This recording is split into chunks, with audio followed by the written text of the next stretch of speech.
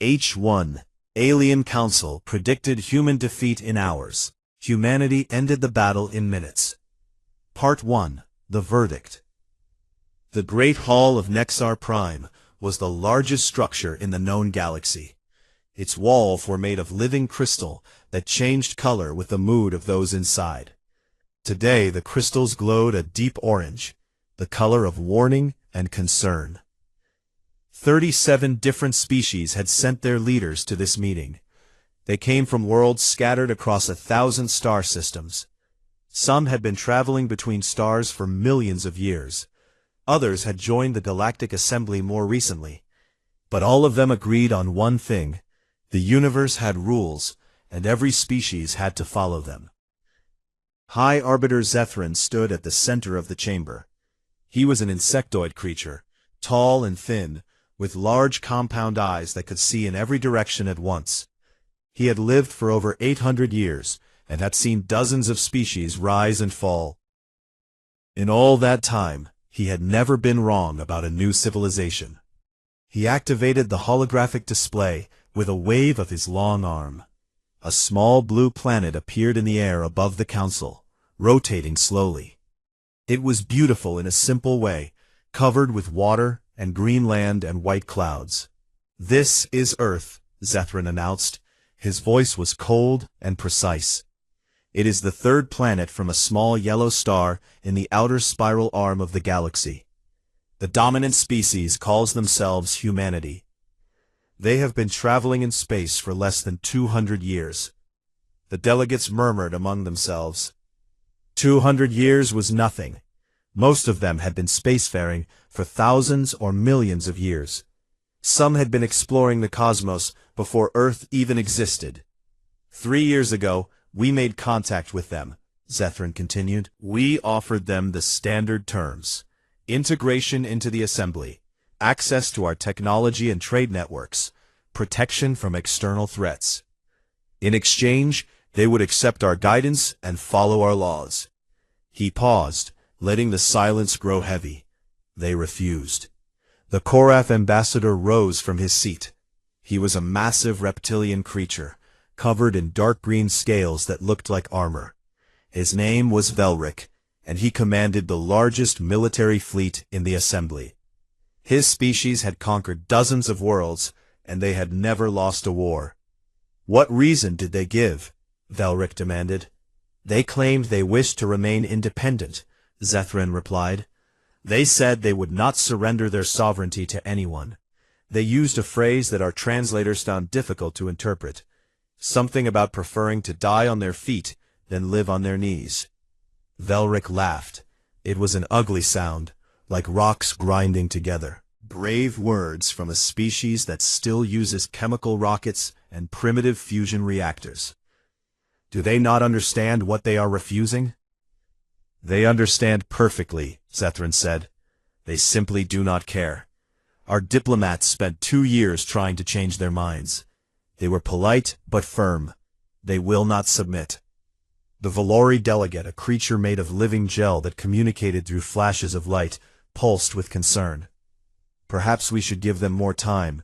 They are young. They may change their minds as they mature." "We cannot afford to wait," Zethran replied. He changed the holographic display to show technical readouts. "Our scientists have been monitoring their development.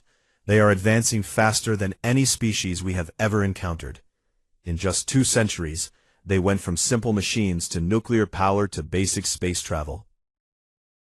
They are already experimenting with technologies that took other species thousands of years to develop."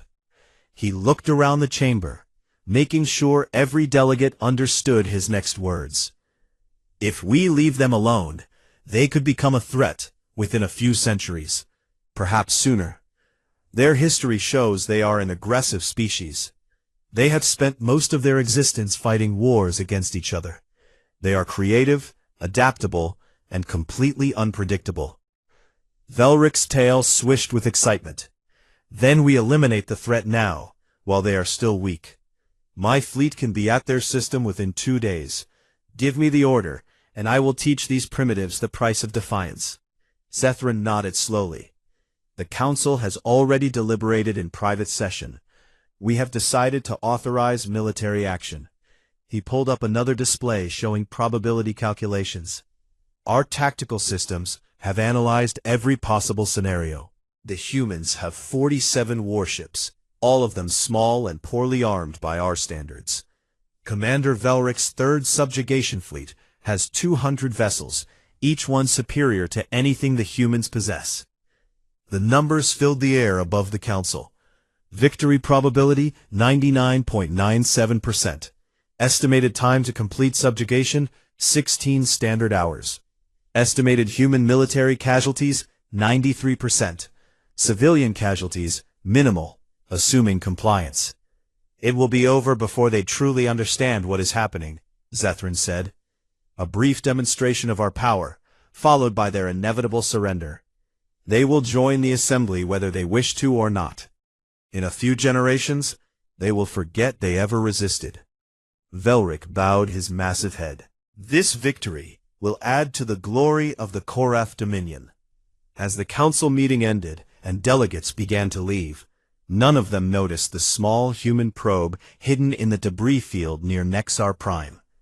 It was no larger than a human fist, powered by technology the assembly had never seen. It had been listening to every word, and now it began transmitting its findings across the vast emptiness of space. Far away, on Earth, Admiral Catherine Blake received the message in a bunker deep beneath the Rocky Mountains. She was 54 years old, with gray hair and tired eyes that had seen too many battles. She had fought in the resource wars of the 2080s, when humanity had nearly destroyed itself over water and oil. She had helped rebuild civilization from those ashes, and for the past 3 years, she had been preparing for this moment. They took the bait, she said quietly.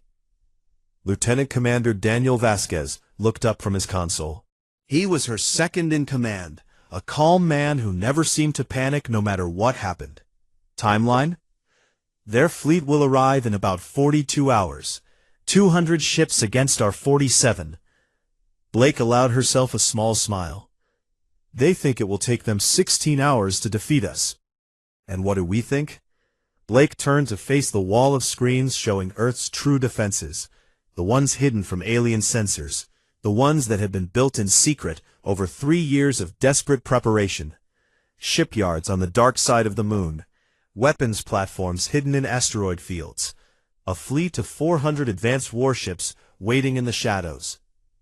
I think they have made a terrible mistake, she said. Get me the president. It's time to show the galaxy what humanity can really do. The crystals on Nexar Prime had glowed orange for warning, but they should have been red, the color of danger, because humanity was ready, and humanity was angry, and the galaxy was about to learn that some species were not meant to be conquered. Alien Council predicted human defeat in hours. Humanity ended the battle in minutes. H1. H2. The Hidden Blade. H2. The third subjugation fleet dropped out of faster-than-light travel at the edge of the human solar system. 200 warships appeared in perfect formation, their hulls gleaming with the power of a civilization that had ruled the stars for 1,000,000 years. Commander Velric stood on the bridge of his flagship, the Dominion's Wrath.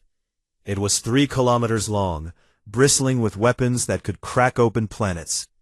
He had commanded this ship for 50 years, and it had never failed him. Today would be no different. Report, he ordered. His tactical officer, a younger Korath named Serix, studied the sensor displays. We have arrived at the designated coordinates, Commander. The human fleet has been detected near the 4th planet, the one they call Mars. 47 vessels, exactly as intelligence predicted. Velric bared his teeth in what passed for a smile among his species. They are not even defending their homeworld directly. They have positioned themselves where we can destroy them before reaching Earth. Foolish. Perhaps they hope to slow us down, Serix suggested. They will slow nothing. Begin standard approach. Launch reconnaissance drones. I want complete scans of their defensive positions before we engage. The fleet moved inward, crossing the vast empty space between the outer planets and the inner system. Velric used the time to review what little they knew about humanity. Their history files showed a species that had spent most of its existence fighting itself. World wars, civil wars, religious wars. They seemed incapable of peace for more than a few decades at a time. In a way, Velric respected that. His own species had risen to power through conquest and battle. But the humans had made a fatal error. They had been so busy fighting each other that they had not prepared for an enemy from beyond their world. Their weapons were primitive. Their ships were small. Their tactics were unknown quantities. But that hardly mattered when the difference in firepower was so vast. "Commander," Serix said suddenly, "I am detecting unusual readings near one of the asteroid clusters." "What kind of readings?" "Energy signatures that do not match anything in our databases. They could be mining equipment or scientific stations. The readings are very faint." Velric waved a dismissive claw. "Ignore them. Focus on the enemy fleet." They continued forward. The gas giant humans called Jupiter passed on their port side, its massive storms swirling in patterns older than human civilization. Everything seemed normal. Then 3 scout ships near one of Jupiter's moons simply vanished. "Commander," Serix's voice was sharp with alarm. "We have lost contact with Scout Group 7. Their signals just stopped." "Equipment failure?" "All 3 ships at the same moment? That seems unlikely." Serix's scales had gone pale, a sign of fear among Korath. "I am attempting to locate them on long-range sensors. I cannot find any debris. It is as if they never existed." Velric felt the first cold touch of doubt. Increase sensor range, full scan of all surrounding space. The scan revealed nothing unusual. Empty space, scattered asteroids, the distant human fleet waiting near Mars. But the 3 scout ships were gone without a trace, and Velric did not believe in coincidences. "Continue forward," he ordered, "but raise defensive shields to maximum, all weapons crews to ready status." The fleet advanced more cautiously now. They passed the asteroid belt, millions of rocks tumbling through the darkness. The human fleet grew larger on their sensors. 47 ships that would soon be wreckage. Then space itself seemed to break open. 32 objects appeared out of nowhere, materializing like ghosts, less than 1,000 kilometers from the Korath formation. They were ships, but they looked nothing like the primitive vessels the assembly had catalogued. These were sleek and angular, their hulls black as the void itself, covered in sensor arrays and weapon ports that glowed with barely contained energy.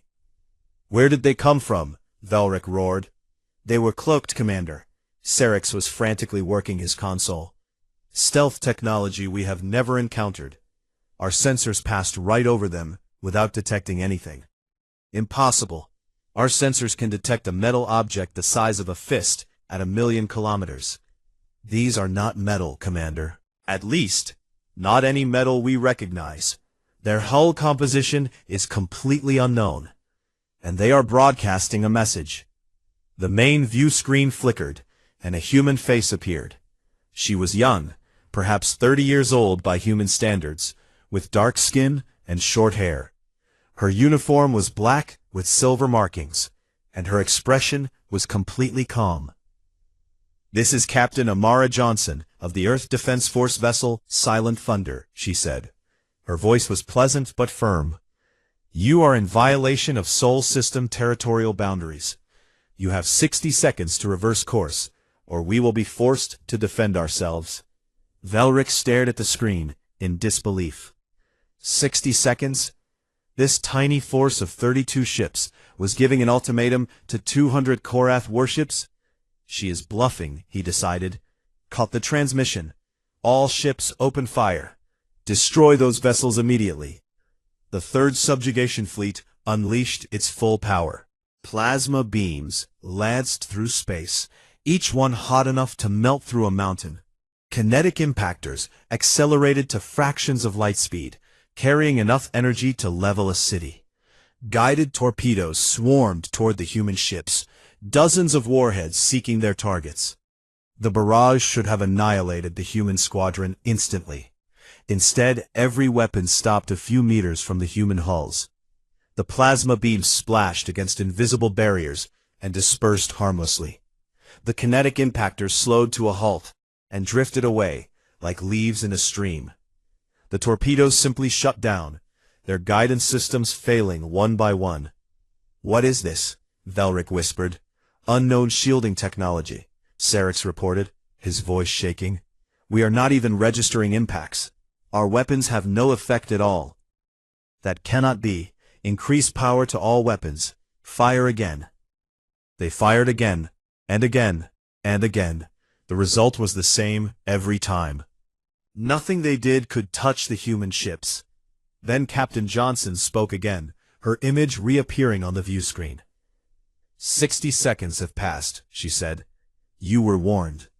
The human ships fired. Velric had seen many weapons in his long career. He had watched plasma cannons tear through enemy hulls.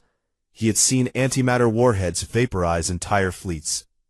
But he had never seen anything like this. The weapons from the human ships did not travel through space. They seemed to ignore distance entirely.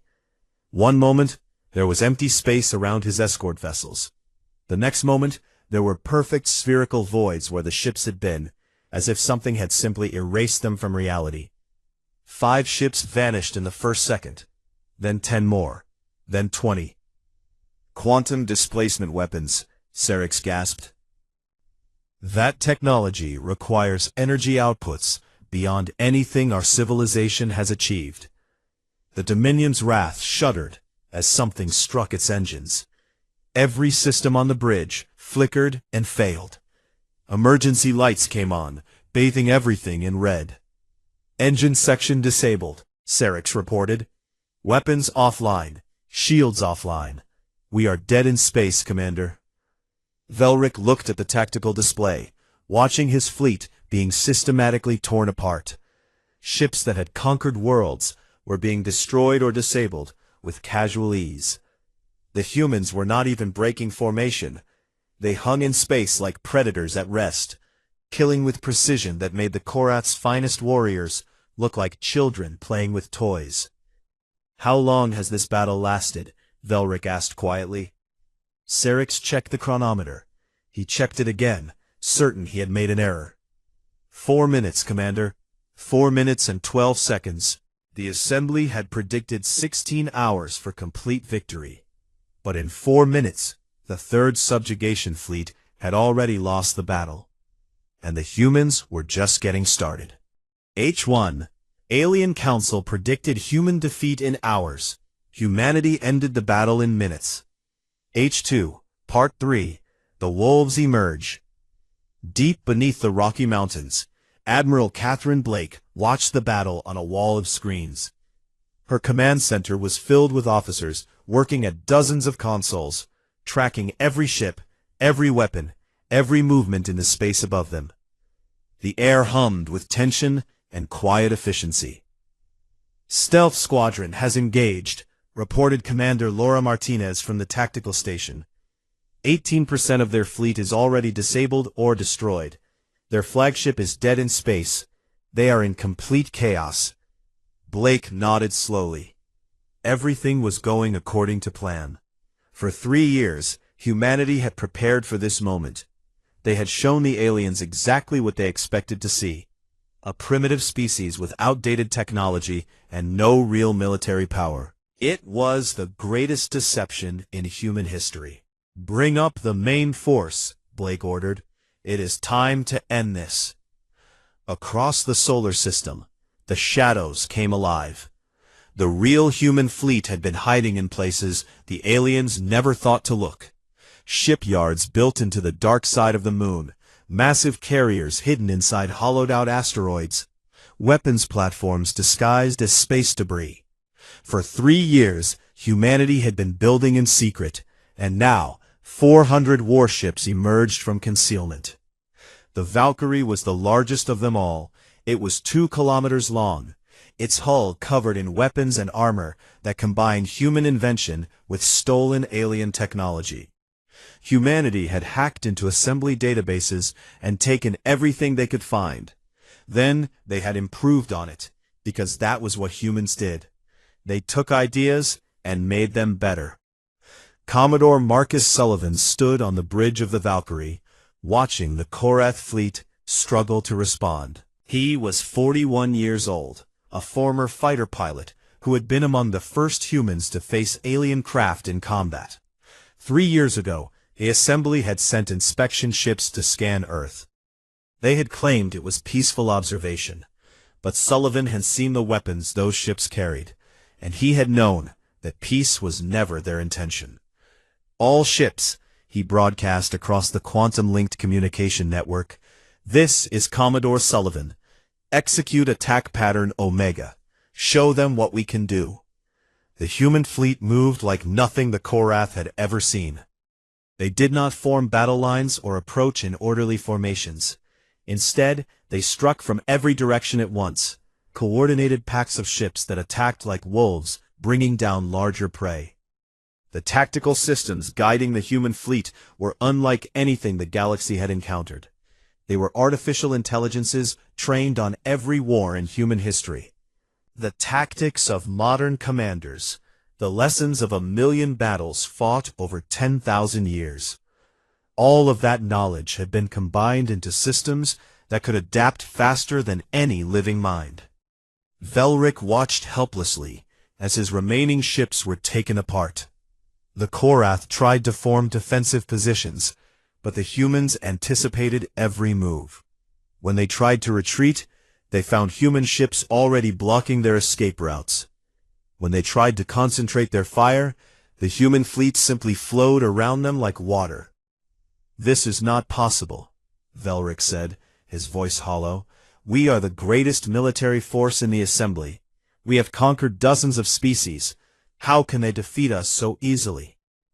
The answer was something the Assembly had never understood. They had looked at humanity and seen a young species with primitive technology. They had calculated firepower and ship counts and fleet sizes, but they had not calculated what happened when a species that had spent its entire existence fighting suddenly united against a common enemy. Humans had been killing each other since before they learned to write.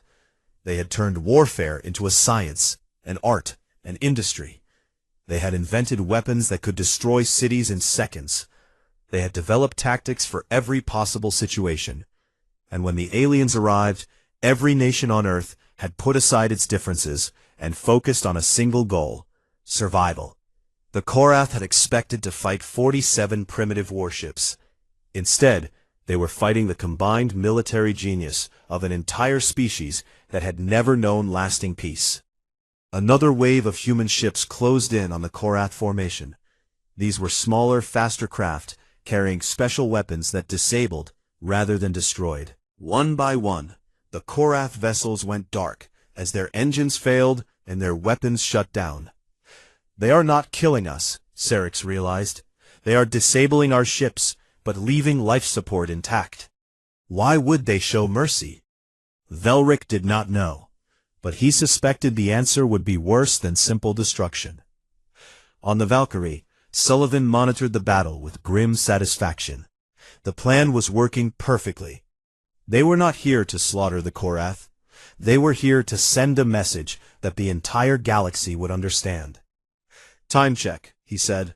6 minutes and 47 seconds since first engagement, sir," his tactical officer reported. 6 minutes. In 6 minutes, humanity had destroyed or disabled over 150 Korath warships. The rest were scattered and confused, unable to coordinate any effective response. The most feared military force in the Assembly had been broken like toys. "Open a channel to the Korath flagship," Sullivan ordered. "It is time to offer them a choice." His face appeared on every screen in what remained of the Korath fleet. He spoke calmly and clearly, making sure every word was recorded. Commander Velric, your fleet is defeated. Your ships are disabled. You have two options. First, you can surrender. We will repair your vessels and send you back to Nexar Prime with a message for the Assembly. Second, you can continue to resist. If you choose this option, we will destroy every remaining ship in your fleet. He paused, letting the silence stretch. You have 30 seconds to decide. Velric looked at his bridge crew. He looked at the tactical display showing his shattered fleet. He looked at the human ships surrounding them, weapons ready, waiting for his answer. He thought about everything the Assembly had believed about humanity. Primitive, foolish, easy to conquer. All of it had been wrong. Completely, catastrophically wrong. How long has this battle lasted? He asked quietly. Cerix checked the chronometer one final time. 7 minutes and 23 seconds, Commander. 7 minutes. The Assembly had predicted 16 hours. Humanity had needed 7 minutes. I surrender, Velric said. The words tasted like ash in his mouth. We surrender. On Earth, in the command center beneath the mountains, Admiral Blake heard the Korath commander's words. The room erupted in cheers. Officers hugged each other. Someone was crying with relief. But Blake did not celebrate. She knew this was only the beginning. They had won this battle, but the war for humanity's future was just starting. Begin Phase 3, she said quietly. We have a message to deliver. The crystals on Nexar Prime were about to turn red, and the galaxy was about to learn that humanity was not a species to be conquered. They were a species to be feared. H1, Alien Council predicted human defeat in hours. Humanity ended the battle in minutes. H2, Part 4, The Message. 3 days after the battle, the surviving Korath ships limped back to Nexar Prime. They carried no prisoners, no trophies, no spoils of war. They carried only their shame and a data package that contained every recording from the battle. H2, 7 minutes and 23 seconds of footage that would change the galaxy forever. High Arbiter Zethrin called an emergency session of the Assembly. The Great Hall was filled to capacity. Delegates from 37 species crowded together with fear in their eyes. The crystals in the walls glowed deep red, the color of danger and alarm. Show them, Zethrin ordered. The holographic display activated. The battle played out above the council, every moment captured in perfect detail. They watched the human stealth ships appear out of nowhere. They watched Korath weapons fail against unknown shields. They watched ships vanish into spherical voids as human quantum weapons erased them from existence. They watched the pride of the Korath Dominion being destroyed in less time than it took to eat a meal. When the recording ended, the silence was absolute. No one moved, no one spoke. They simply stared at the empty space where the hologram had been, trying to understand what they had just witnessed. This is impossible, the Valori delegate finally said, their bioluminescent body flickering with distress. Our predictions are never this wrong. We analyzed every aspect of their civilization. We calculated every variable. How could we have failed so completely? Because you only saw what we wanted you to see, said a new voice. Every head turned toward the center of the chamber. A hologram was materializing, a human figure taking shape from light and energy. Admiral Catherine Blake stood before them, her hands clasped behind her back, her expression revealing nothing. The guards moved toward her, but Zethrin raised a limb to stop them. Let her speak. Blake looked around the chamber, meeting the eyes of each delegate. These were the beings who had decided to conquer her world. These were the leaders who had calculated that humanity could be crushed in 16 hours. She wanted them to see her face.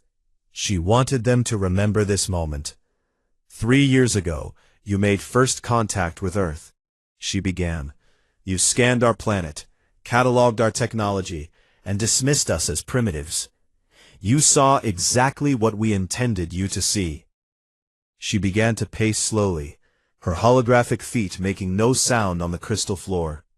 You thought our best ships were those old vessels we positioned near Mars. In reality, those ships were decoys, crewed by skeleton teams and equipped with outdated weapons. Our real fleet was hidden where your sensors could not detect them. 400 advanced warships, built in secret, using technology you believed we did not possess. The Korath ambassador, a replacement for the disgraced Velric, leaned forward. How did you develop such technology in only 3 years? We didn't develop all of it ourselves, Blake admitted. We stole it. Your databases are not as secure as you believe. While our diplomats were negotiating, our specialists were inside your networks, copying everything we could find. Technical specifications, scientific research, military secrets. We took it all. Gasps and angry murmurs rippled through the assembly. Several delegates began shouting accusations at each other, demanding to know how their security had failed so badly.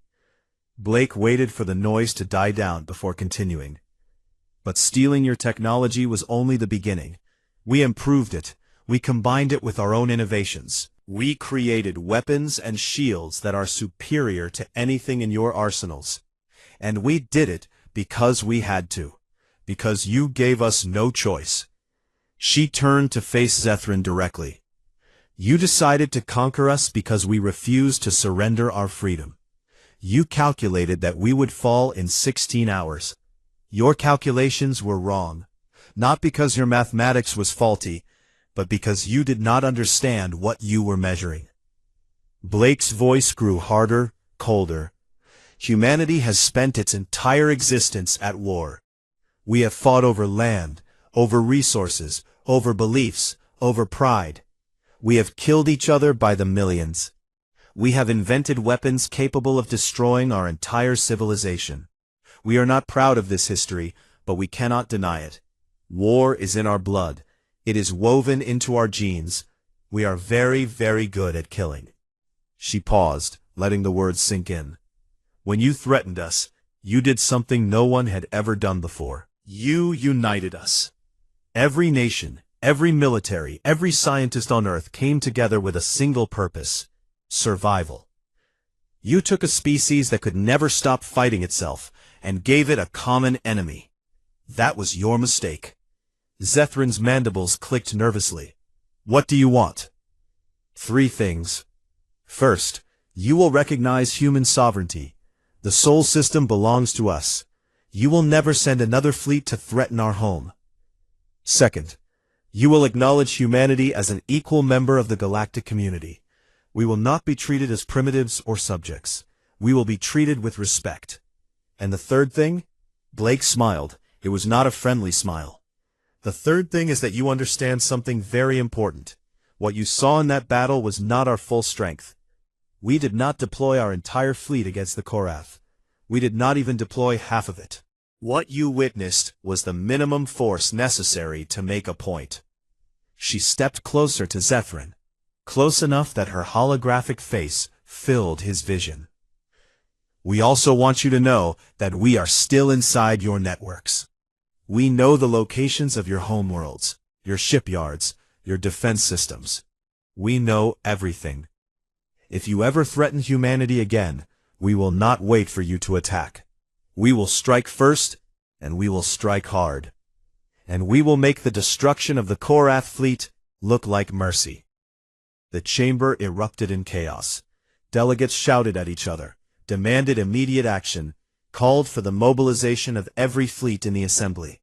But others argued that such action would be suicide. If humanity truly had access to their networks, any military response could be anticipated and countered. Silence, Zethrin commanded. He turned to face Blake's hologram. You could have attacked us first, he said slowly. You could have used your network access to cripple our defenses and launch a preemptive strike. Why did you not do this? Blake's expression softened slightly. Because we are not conquerors. We do not want your worlds, or your resources, or your submission. We just want to be left alone to live our lives and explore the universe on our own terms. We want peace, but we will fight if we must." Zethron was silent for a long moment. Then he spoke. "The assembly will deliberate. You will have our answer within 1 day." "We will be waiting," Blake said. Then her hologram faded away. The deliberation that followed was the most difficult in the assembly's history. Some delegates argued for war, others for negotiation, others for simply ignoring humanity and hoping they would go away. But in the end, the decision was made by fear. They had seen what humanity could do. They did not want to see it again. When the assembly's response reached Earth, it contained everything Blake had demanded: sovereignty, equality, peace. Humanity had won. H1. Alien Council predicted human defeat in hours. Humanity ended the battle in minutes. H2. Part 5. New Dawn. 1 year after the Battle of Sol, the galaxy had changed in ways no one could have predicted. Humanity had joined the Galactic Assembly not as a conquered species, not as a junior member learning from its elders, but as an equal power that demanded respect. Their ambassador, a former diplomat named Patricia Reyes, sat in the same crystalline halls where the Assembly had once planned humanity's destruction. The irony was not lost on her. She was 62 years old, with silver hair and sharp eyes that missed nothing. Before the alien contact, she had spent 30 years negotiating trade agreements and peace treaties between human nations. Now, she negotiated on behalf of her entire species, and the stakes were infinitely higher. "The Valori trade delegation has agreed to our terms," her aide reported. "They will provide access to their medical technology in exchange for human agricultural techniques." Patricia nodded. "Good. What about the Korath?" Still refusing to negotiate directly, they consider their defeat too shameful to acknowledge. Give them time. They will come around eventually. It was strange, Patricia thought, how quickly things had changed. A year ago, humanity had been preparing for extinction. Now they were signing trade agreements with species that had seen them as insects to be crushed. The power of a well-delivered message. Across the galaxy, that message was being studied and discussed in every civilization. On Korath Prime, military academies had added the Battle of Sol to their training programs.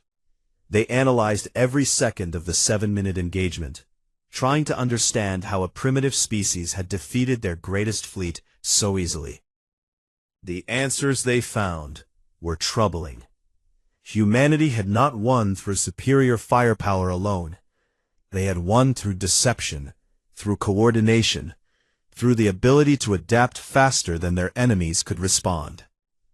They had turned their greatest weakness, their constant internal warfare, into their greatest strength.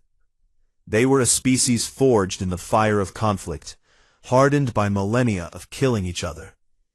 When they finally united against an external threat, they became something terrifying. On Nexar Prime, High Arbiter Zethron had written a new entry in the Assembly's historical records. He had spent many hours considering exactly what to say. In the end, he kept it simple. Let it be recorded that on this date, humanity demonstrated that our understanding of galactic civilization was incomplete. They reminded us that power is not always visible, and that the youngest species may hold secrets the oldest cannot imagine. We will not make that mistake again. Admiral Catherine Blake had retired to a small house overlooking the Pacific Ocean. She spent her days reading, gardening, and watching the waves crash against the shore. Sometimes she thought about the Korath soldiers who had died in the battle, the hundreds of crew members on the ships that had been destroyed rather than disabled. She had given the orders that killed them. She knew it had been necessary. If humanity had shown weakness, the Assembly would have tried again, with a larger fleet and more determination. The only way to guarantee their safety was to make the cost of attacking them too high to consider. But necessary did not mean painless. Blake carried those deaths with her, just as she carried the memories of everyone who had died in the resource wars. Her granddaughter visited one afternoon, a bright-eyed girl of 12, who had grown up knowing that aliens existed, and that her grandmother had helped defeat them. "Grandma," the girl asked, "were you scared during the battle?" Blake considered the question carefully. "Yes," she finally said. "I was very scared, but I had a job to do, so I did it anyway." Is that what being brave means? Doing things even when you are scared? That is exactly what it means. Commodore Marcus Sullivan, now Admiral Sullivan, commanded the Valkyrie as it led humanity's first exploration fleet into unknown space. They had found 3 new habitable worlds in the past year, planets that could support human colonists once they were properly surveyed. They had also made contact with 2 species that had never heard of the Galactic Assembly, small civilizations on the edge of charted space. Sullivan handled those contacts carefully. Humanity's reputation preceded them now. Some species saw them as heroes who had stood up to the Assembly's bullying. Others saw them as dangerous predators best avoided. Both views had some truth to them. "Admiral," his communications officer said, "we are receiving a transmission from the 3rd planet. They want to know if we come in peace." Sullivan smiled. "Tell them yes. Tell them we come as explorers and potential friends. And tell them that if anyone threatens them, humanity will remember how they were treated." It was a careful balance. Humanity wanted peace, but they also wanted to make sure no one doubted their ability to wage war. Their safety depended on both. On Earth, life had returned to something like normal. The secret shipyards were still operating, still building new vessels, still improving their technology. But the panic of the invasion years had faded. Children went to school, farmers grew crops, artists created art. The world turned as it always had. But something had changed in the human spirit. They had faced extinction and survived. They had been told they were weak and proven themselves strong. They had looked up at the stars and seen enemies, and they had fought those enemies and won. In schools around the world, children learned about the Battle of Saul. They learned about the 7 minutes that had changed everything. And they learned a phrase that had become humanity's unofficial motto, spoken with pride and determination. 7 minutes. It meant, we are not victims, we are not primitives. We are not easy prey. It meant, underestimate us at your peril. It meant, humanity fights back. On Nexar Prime, the crystals in the assembly hall still changed color with the mood of those inside. These days, when human delegates entered, the crystals shifted to a shade they had never displayed before. A deep, respectful blue that meant acknowledgement of an equal. The galaxy had learned its lesson. Humanity was no longer a species to be conquered. They were a species to be respected, to be careful around, to be treated as partners rather than subjects. And in the quiet moments, in the spaces between diplomatic meetings and military exercises and scientific discoveries, humans looked up at the stars and smiled. They had earned their place among the cosmos. They had proven their worth in fire and blood and 7 minutes of absolute dominance. The future was uncertain, filled with challenges and dangers that no one could predict. But humanity would face it together, united as they had never been before, because they knew now what they were capable of when they stopped fighting each other and started fighting for each other. They were humanity, and they were just getting started. The stars had never looked so bright.